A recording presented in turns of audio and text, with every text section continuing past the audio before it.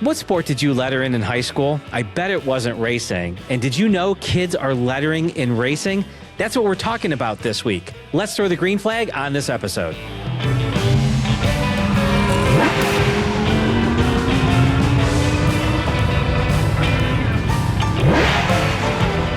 Welcome back to the Atomic Autosports studio. I've got Jonathan Eckelberg in studio with me, and I'm really excited about this episode because we're going to be talking a little bit about racing, youth involvement in our sports, and I will probably talk about a little beer. How you doing, Jonathan?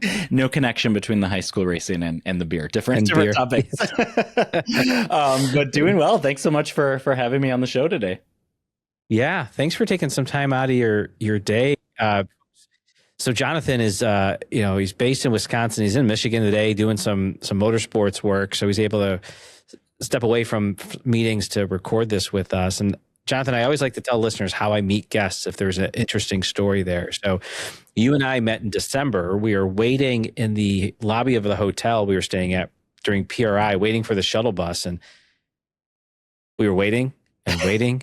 Waiting, yes. and I saw your logo on your pullover. So I was like, well, tell me about high school racing. So I'm glad that we got connected then and stayed in touch, and we got this scheduled. Something good came out of the drastically delayed shuttle. Oh, for sure, yeah. So I'm gonna tell listeners before we get started about your podcast. Okay. Pour another round. Yeah. Listeners, check out this podcast. Talk about craft brews and breweries. It's a good listen. But I got to tell you, the picture of your studio, I got a little jealous. there was a Pabst Blue Ribbon sitting there. I think a bottle of whiskey. I saw a Coors Light. All I have is a water bottle here. You got to get yourself a beer fridge. My beer fridge is always greatly stocked in the studio. Yeah, and I love that you had Pabst. I know we're going to hit on that a little bit later. But I guess before we get too far into it, what's the connection to have a podcast about beer? Yeah, so my background is in the travel and tourism industry. Worked for the Wisconsin Department of Tourism for going on a decade, and like to drink beer, and kind of it was born out of COVID, really, in looking for a creative outlet to continue to be creative and share stories, and breweries around the world have an interesting story to share. And so my co-host and I started Pour Another Round back in January of 2021 already, and we're 157 episodes down the road now, and have talked to breweries and a number of distilleries too, from literally around the world, from Australia to Belgium to Ireland to all around the United States. And craft beer is so much about community, just as much as it is about the delicious beverage that we're drinking.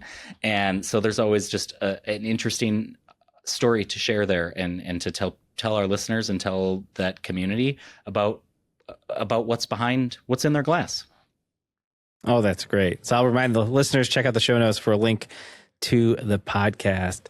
So Jonathan, you were about a week old probably, and you were at the racetrack. So not only is it in your blood, you didn't have a choice. You ended up at the racetrack. So your dad was racing, your uncle was racing. Tell us about those young times, the young days where you were just at the track. Yeah, my dad started racing at Crosse Fairgrounds Speedway in West Salem, Wisconsin, a couple of years before I was born. So he was racing when I was born. I believe he raced like the night I was born or the next day. I wasn't there that day, but have heard many stories about him leaving the hospital to go race. And the rest is history from there. I was at the track, from a couple weeks old, a week or two old, and grew up right at the racetrack, being in the grandstands every single week. I have a younger sister that's a couple years younger than me too, and we were at the track. That's what we did in the summer. Every Saturday night we were at La Crosse Speedway, watching Dad, cheering him on, and I could not wait to be old enough to go into the pits to first of all help on the race car.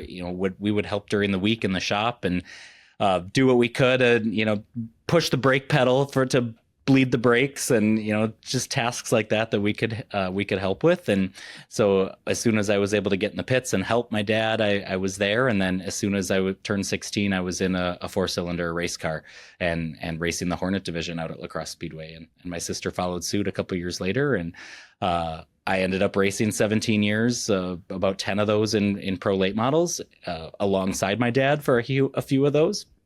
So it runs deep in my veins and through and in my blood. I breathe racing and local short track racing. Yeah. Was there an expectation that you would get in the racing? Or was it something you had to ask for? Or is it just, hey, it's time, you're racing? I think it was more of an unspoken, expectation or we all just were on the same page of, as soon as we're old enough, that's what we're doing, and we wanted to, and it just was kind of that unspoken communication amongst the family. My mom has always been really involved in the race team as well, and I couldn't wait to be a part of that journey and that story. And my family raced for 35 years total, and before we retired out in 2022, and would not trade those years for anything. We got to spend probably more days and more nights all completely together as a family than most families do, and competing in something that we all really loved and enjoyed. A true family affair. That's awesome. Definitely was. So what's the Hornet division? What kind of cars are those? 4-cylinder cars, and still exists at La Crosse Speedway, and it's grown and dwindled and grown and dwindled over the years, but it was a relatively new division, I think, when I started racing. But we had enough cars that we raced, I think, 2 or 3 feature races a week. So there was a faster feature and a slower feature, and just the amount of cars that it was made to be an entry-level division. And so it's all 4-cylinder cars, and still hugely popular at La Crosse. Yeah, so Cavaliers, Neons, right? Exactly. Yep. What kind of car did you have? What was yours? Oh, I knew that question was coming, and I was trying to remember what it was that I started racing in. I'm sure it'll come to me in like 10 minutes, but something 4-cylinder. Yeah, exactly. I saw a picture. I saw a picture of Pabst Blue Ribbon on the side of your car. So was that one of the pro stocks? Yes. Yep. Pabst sponsored my dad for a number of years when he was racing late models, and then when he decided to hang up his helmet, Pabst jumped over to my car. So I had Pabst Blue Ribbon on my late model for a handful of years, and there was many a PBRs enjoyed after the races on Saturday nights. Oh my gosh, that's my go-to beers. I guess I have a question for you. Okay. Have you been able to secure a 99 pack? I have not. No. But I do know people who have. Really? But have not gotten one myself. I haven't looked too hard, but man, that would be a cool thing. So folks, I know we're going down the rabbit hole of stuff that we don't normally talk about, but Pabst Blue Ribbon has a 99 pack of beer. Yep. They usually come out with it once a year. It's a great thing on social media. It's cool that you have that connection. At the Pabst Mansion in Milwaukee in a couple of weeks too, hosting an event there. Again, I mentioned being really involved in the travel and tourism industry, and so at a tourism conference in a couple of weeks, we'll be hanging out at the Pabst Mansion in Milwaukee. I don't think I've ever been to Milwaukee, so I'm gonna have to make a trip there at some point and check Pabst everywhere. So definitely do. Yes, maybe I won't leave. That's great. So, what finally led to you hanging up the racing gloves, so to speak? Yeah, so 2022 was our last full season as a race team, and I had kids. My sister wanted to start a family. I wasn't living in the area anymore. I was living a couple hours away, and it just, families were growing and other priorities were taking precedent. And so it just made sense. It was time. We had a really successful and fun last couple of seasons, and decided it was time to maybe step away. We had 3 cars for the last 10 to 12 years of our race team. And so the shop was feeling a little empty after those were all gone. And the timing actually worked out really well too, because that was actually the 2022 was the year I was brought on as the series director for HSRA. So my first season as series director, I was racing and also trying to manage the division, and it was a lot. And then there was less tracks involved too. So there was only a handful of tracks. So the timing worked well and allowed me to kind of move into a different role in the racing industry and ensure that HSRA could be successful. Oh, that's great. After 17 years of racing, what's a highlight? What are you most proud of? Yeah, I was really good at second for a really long time. Finished second quite often, and it was one of our last nights of our final season. I ended up in victory lane. So I love going back and just watching the highlight reel from that race, and both me and my teammate ran really well that night, and it was a great way to go out. Sounds like it. Congratulations. Thank you. Before we go into the high school racing part of your life now, are there some, I guess, attributes or lessons that you learned during racing that you apply to your professional life, to your career? Yeah, there's a lot that you can really learn from racing and being a part of something bigger than that's just you. And we know that the tensions can flare in racing, and it's a highly competitive sport, but at the end of the day, we're all one big happy family, in most cases. And that's certainly something that I enjoyed about growing up at the racetrack at La Crosse Speedway is we're one big family. And at the end of the day, yeah, we might, not be happy with one another after a certain race, but we get over it and we move on. And it's just such a collaborative community that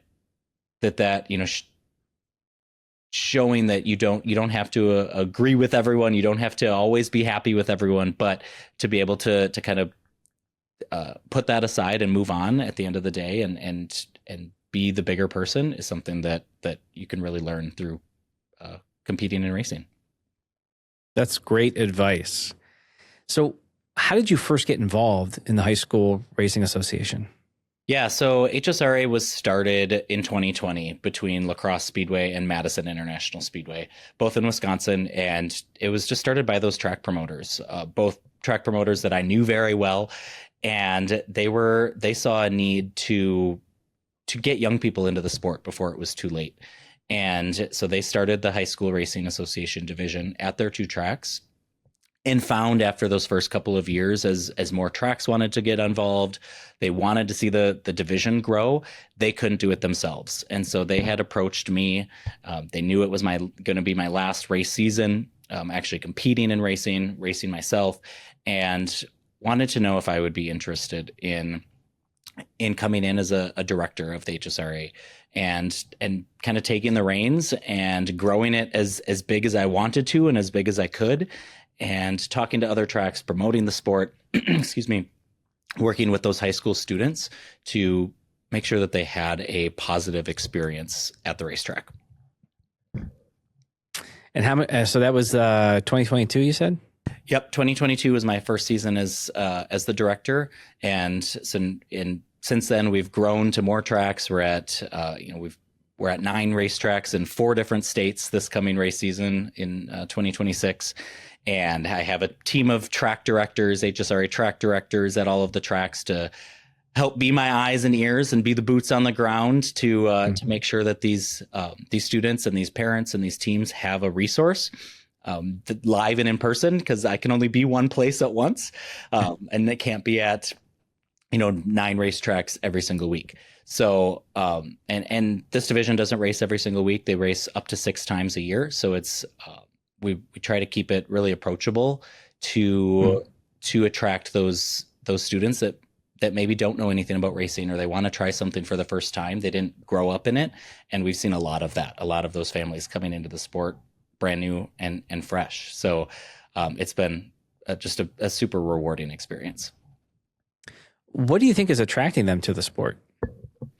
They get to drive a race car. That's a big one. But not all students want to throw a ball, want to hit a bat. They want to be competitive in something, but maybe aren't, that either their skill set or their interests don't lie in those traditional sports. And so auto racing really can attract those students that have an interest in cars or automotive or motorsports, but also students that maybe want to do something with their hands. They want to advance their skills in different areas. Auto racing, while providing a hands-on automotive component, also provides STEM education and communication and marketing skills, and it's such a wide array of skill sets that can be broadened and enhanced through racing, that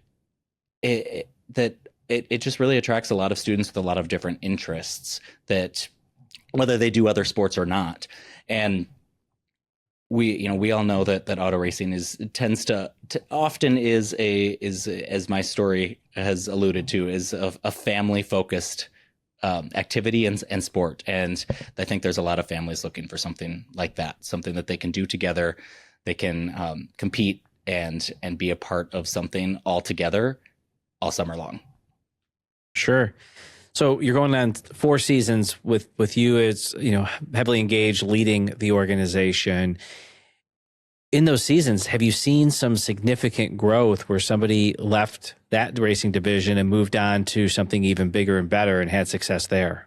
Yeah, we really have. We've had high school students go on to graduate out of HSRA and go on to not only race other. So we're an all 6-cylinder division. We race six-cylinder cars. So go on to race other 6-cylinder divisions, but also go on to race Midwest trucks and go on to race late models at other tracks or sportsman classes, hobby stocks, whatever it is, and see success there. We, early on, one of our top running HSRA students, I think my first season, jumped into a late model the next year and was rookie of the year. And so it's cool to see. And that's what we want. We want to keep those students into auto racing, into motorsports, and keep them a part of our community for a long, long time. And so when we see those students that are aging out of the High School Racing Association, but continuing to compete in other classes, that's a feather in our cap. We love that. Oh, sure. And you mentioned 9 tracks now, right? Correct. Yep. 9 tracks this season. We added Michigan for the very first time. So we started in Wisconsin, have grown to a couple tracks in Minnesota, Illinois, and now for the very first time we're jumping headfirst with 3 racetracks in Michigan this season. Oh man, that's awesome. So why do you think there's the growth behind this? Why would a track want to start working with you? It's our future. It's, these high school students are the future of racing, and tracks are recognizing that. Many tracks are recognizing that our current racing base, our current fan base, they're aging. They're getting older, and we need to find a way now, before it's far too late, to attract these younger generations into auto racing, getting them in the stands, but also in the cars. And you can go to quite a few racetracks, and you look around the pits, and what's the median age there? Older. So 50 plus is probably kind of that median age in the pits at a lot of racetracks. And so the tracks that we're working with have recognized that this is an immediate need. This is something we need to jump on board with and get high school students into racing, not only in the stands, but also in our cars, to ensure that these tracks can be around for a long, long time. We've seen so many racetracks closing over the years, and rarely are new ones opening. And so if we want to keep these racetracks that are in existence operating for years and years to come, generations and generations to come, we need to attract those young students, those young kids, and get them interested in auto racing now, before it's too late. Right. How do these families hear about your program? Yeah, we do a ton of outreach in the off season, especially as new racetracks come on. Right now I've been communicating with a lot of Michigan high schools, and as soon as a racetrack decides they're going to have an HSRA division, we're doing outreach to schools really within kind of an hour radius of that racetrack, communicating with automotive programs if there's not an automotive or technical education curriculum at that school, but also connecting with athletics and activities directors. We've seen a number of high schools make auto racing through HSRA a letterable sport, which has been awesome. Wisconsin, we've had schools in Wisconsin and Minnesota and Illinois all make HSRA a letterable sport, so that they can continue to recognize their students. I want a Letterman's jacket with a racing letter. Right, exactly. How cool is that? Yep, and Melrose Mindoro in Wisconsin was the first in the country to make auto racing a letterable sport, and we've had other schools follow suit. So it's hitting those high schools from multiple perspectives, from the automotive area, but also from the athletics and activities section, because a lot of high schools do want to see their students getting involved in more and more things, and if they have an opportunity to do something and to attract students to something that they're not currently doing, they're excited about that. I'm going to guess one objection that comes up for a family is, well, we don't know how to work on cars. We don't have a place to store a car. We don't have a truck and trailer to get a car to the track. So how do you handle objections like that? Yeah, and that's certainly a big barrier to entry. Both cost and knowledge and access to resources are all huge barriers to entry. And the cost side we can help with a little bit, as far as just trying to keep those costs down, minimizing the pit fees and connecting drivers to resources to help with tools, or with getting a cage in the car, whatever it is. But when we do have a lot of students that reach out, or parents that reach out in the off season and say, my kid wants to do HSRA, they want to race at our local track this summer, but we don't know where to start. We don't know anything about racing. We've may or may not have been to the racetrack before. And so anything we can do to connect those families to veteran racers, to other high school teams, to businesses that we're connected with, auto body shops or scrap yards, things like that can provide either resource support or monetary support. We try and make those connections as much as we can, because we do understand that those are big barriers, and we want to get them into the sport too if they have an interest, and even though they don't know anything about it right now, that's a huge win when we get brand new students, brand new families, brand new fans interested. I love the fact that you are introducing them to local businesses, business leaders, other organizations, and even other racers, because one of the things we talk about in the podcast from time to time is networking. Racing is not an individual sport. A lot of people look at it that way. And sure, you got one driver in many racing series, but there's so much more that goes into how a car gets on track.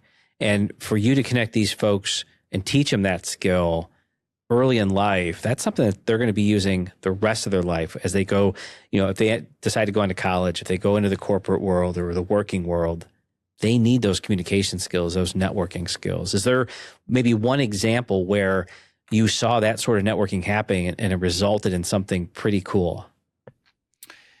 Yeah. Trying to think of a specific example, but so many of these students and their parents have recognized that they can develop some really strong partnerships and relationships with businesses in the community. And the vast majority of businesses in a given community want to support high school students if they have the opportunity to support a high school student. And this is a way that they can visibly be supporting a high school student. There's many businesses that support high school athletics in various ways monetarily, but having their name on a high school racer's car is visible and shows that they're supporting the student. And it's cool to see these students that even if they maybe for lack of a better term maybe don't have a lot of developed communication skills or marketing skills, but but figuring that out along the way of, hey, this is important to my race team, this to work with businesses, work with organizations, and see them going out there and talking with these businesses, communicating, talking with ones that are visiting the track. There's been a number of times where a business or an organization has contacted me and wanting to visit with high school racers at the track. And so when I can take them around and these students are more than happy to chat with them and show them their car and they get really excited about what it is that they're doing, that when I can see that passion, even talking to a complete stranger to them, is really, really cool. Oh yeah. I think it'd be really neat to connect a lot of different kids aside from driving. You know, you mentioned the body shops and things like that, but from a marketing and accounting perspective, are there ways for non-racers to get involved in your program? Yeah, so that's kind of in development right now. Where as we start to work more hands-on with high schools, specific high schools that want to really develop a motorsports program through HSRA, we're trying to flush that out and find ways that we can kind of have that full auto racing team at a school. And there's kids that are maybe in charge of the look of the car and designing the paint scheme and the lettering that's going on.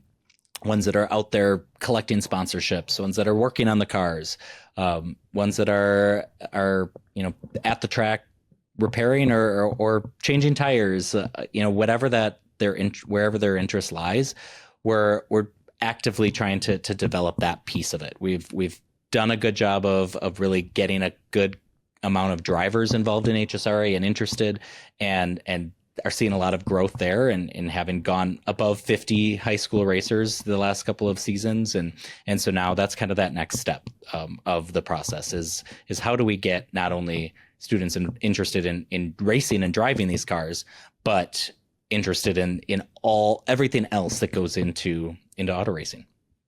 Yeah, I think that's a great plan, a great idea, just to help folks explore different career options, different ideas. All we can, it's so important that we support the youth and get them to where they want to be in life.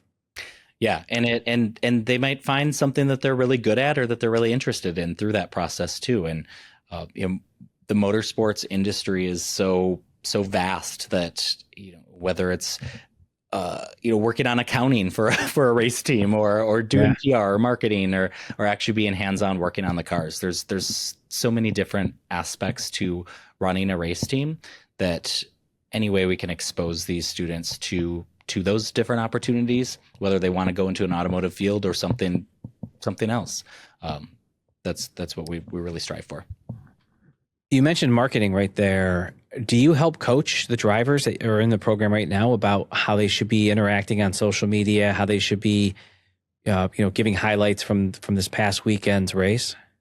Yeah, we all know social media is great and also really awful at times.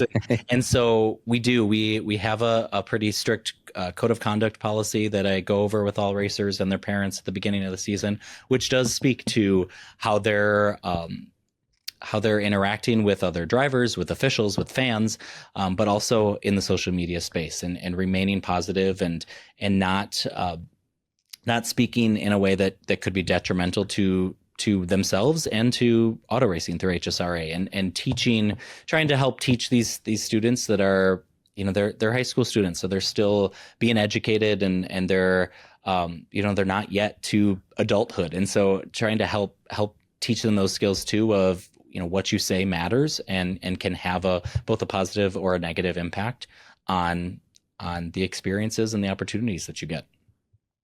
Oh, absolutely. And think about it too. I've seen it from time to time where someone will bash a track, right? The race didn't go how they wanted to. They got DQ'd and now they're blowing up the track on Facebook. And, that driver might not be invited back. The sponsors as part of that car might say, gosh, not how we want to be represented. So I think it's great that you're coaching the kids a bit on how to act.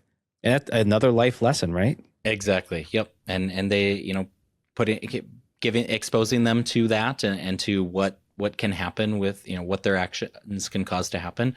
They don't know until they're told that, or until they experience it. And so we try to coach them along the way to make sure it's a positive experience for everyone. Right. So 9 tracks, they're all oval tracks. Any drag racing plans? Any road racing plans?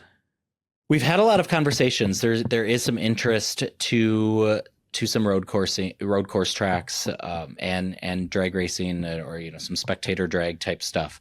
And so we've had nothing that has been solidified or come to fruition yet, but there are a lot of conversations being had, because we are working with all oval tracks right now, both asphalt and dirt, but have not made that jump into those other types of racetracks yet. But the conversations and the interest the conversations are being had, and the interest is there. Beautiful. So where's next? What states are you looking to get into? I know all of them, but which ones are more immediate? We're getting really well established here in the Midwest, and Michigan was kind of that next natural fit. The really involved racing community here in Michigan, a lot of tracks that are involved and interested in seeing the sport grow and thrive, and so continuing to kind of branch out from our Midwest base here and going into Iowa and Indiana and the Dakotas, and just kind of continuing to kind of expand our footprint here in the Midwest, and with the potential to grow toward both coasts eventually. And I have 2 questions. First, we're going to talk about track promoters and track operators, track owners. If they want High School Racing Association at their track, how do they get that rolling? Yeah, reach out to me. Highschoolracing.org is where my contact information is. My name's John. I'm the series director, and that's the initial step. We work with all 3/8 mile tracks or smaller currently, nothing larger than a 3/8 mile, but both asphalt and dirt. And we have some students that go and race both. They take the same car to both an asphalt track and a dirt track and try out both, which is cool to see. But yeah, reach out to me. Let's get the ball rolling. And a big part of ensuring a track can be successful with the High School Racing Association is having a really strong partnership to promote it. When we can use both of our audiences, both of our marketing channels and communication channels to say, hey, this exists. There's an all high school racing division. You're going to get more people interested and involved, because until they know that it is there, they can't get involved. And so as much as we can shout it from the rooftops and say, hey, do you have a high school student? Do you have friends that are interested in auto racing, or might have an interest in coming out and trying their hand at racing? It's, we just continue to push it out there and promote it, especially as new tracks come on board, so that the people know that we exist. And what if a high school student is listening to this and saying, man, I want to do this? How do they, of course they can connect with you, but how do they sort of start to build some momentum to make this happen at their local track? Yeah. So as I, mentioned, we're an all 6-cylinder division. So, what's been a really good fit for us at tracks is tracks that may have another 6-cylinder or similar division for veterans, because it's a natural stepping stone from the high school division.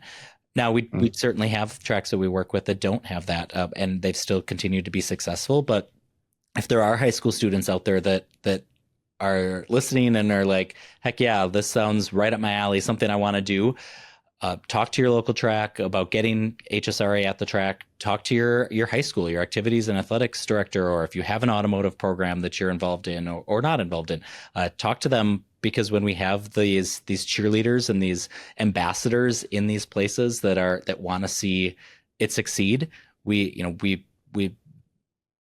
more powerful in numbers. And so when we have, I can't do it all alone. And when we have others that are both at the track and at the schools and in the community talking about HSRA and saying how cool it is that we have an all high school racing division, we will just, we'll all benefit from that. Yes, for sure.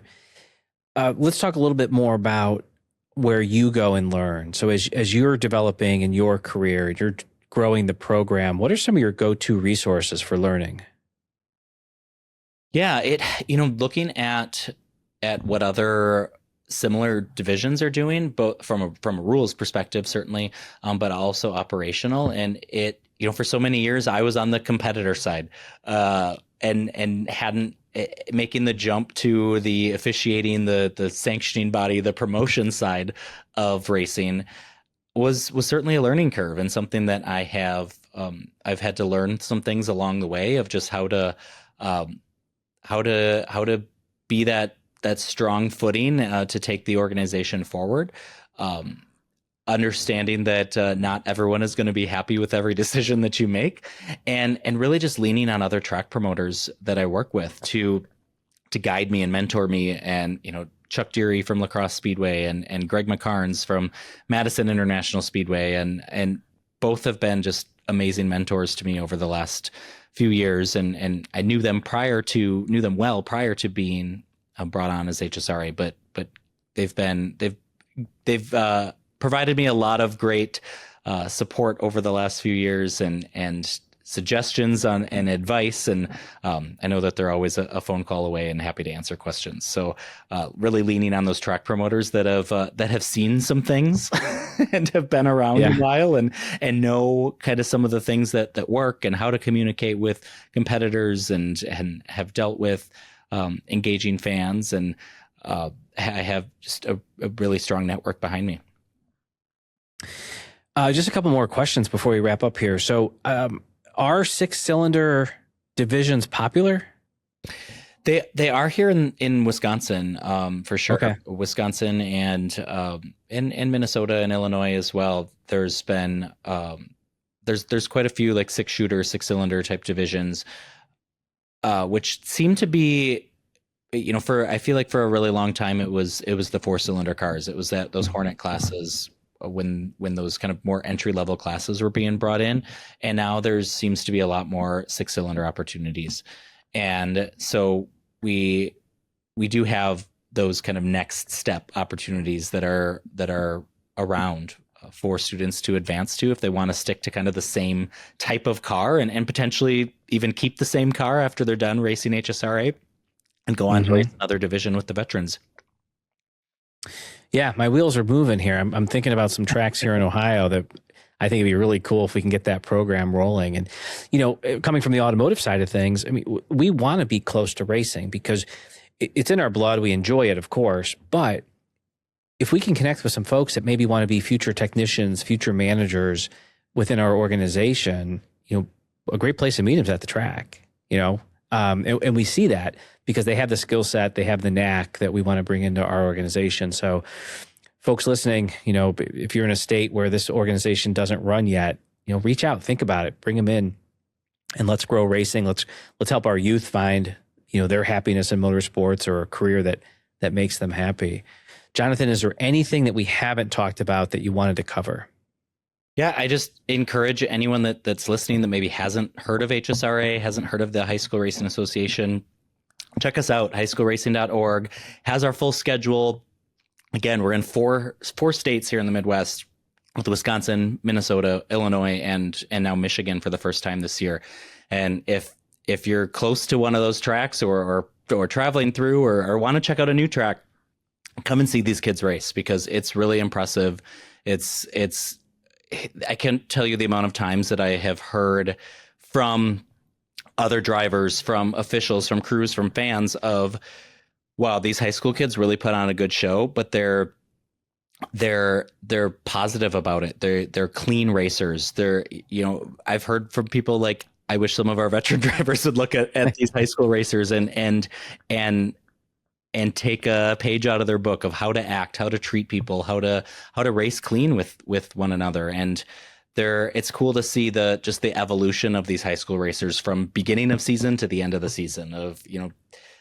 With the beginning of the season, when they're all a little bit leery, or they're new to potentially driving in general, not only racing but just driving, and kind of play and follow the leader a little bit, to now by the end of the season they're all really running each other hard and strong, and putting on just a really exciting show for the fans. Well, one thing you mentioned to me about these young drivers is the camaraderie in the pits and paddock. And if someone's having a mechanical issue, or another sort of issue with how they're driving, they're helping one another. Sure, it's competitive, but there's this camaraderie, there's this kindness, this helpfulness that's happening in the pits and paddock. And that's got to be great to see as well. It's so cool. To see if a driver has an on-track incident, or they you get a flat tire, there's some type of issue with a car, to see multiple other teams swarming to that pit to get that student back on the track is just like gives me goosebumps. Even talking about it just gives me goosebumps, because you don't always see that. And to see these, the camaraderie amongst all of the high school racers and their parents and their teams and their families is just really heartwarming to see that they all want each other to succeed. Yeah, they all want to win the race. They want to, beat one another out on the track, but off the track, they're all, again, one big happy family, and want to make sure that everyone has fun, has a positive experience, and is able to be competitive on the track. So it's time for the final question. I think back to your 17 seasons of racing. Okay. Were you ever late to grid? I don't think so. I was always really early, I feel like. I know that's not a great story, but I would have like so much anxiety about being late to the track, or being late to grid, and so I would be in the car far too early, and gathering my thoughts, giving a little prayer, just kind of getting focused and in the zone. That I don't think I was ever late. I was probably far too early many times. Well, that's great life advice right there. Don't be on time, be early. John, I want to say thanks so much for spending some time with us, sharing not only your motorsports journey, but then also what you're doing to help grow our sports and getting high schoolers and the youth involved. Well, thanks, Bill. I really appreciate you having me on the show, and hopefully can hear from some people that want to know more, or want to are interested in bringing HSRA to their track or to their high school, or getting involved in actually racing in HSRA. So really appreciate the time chatting about it.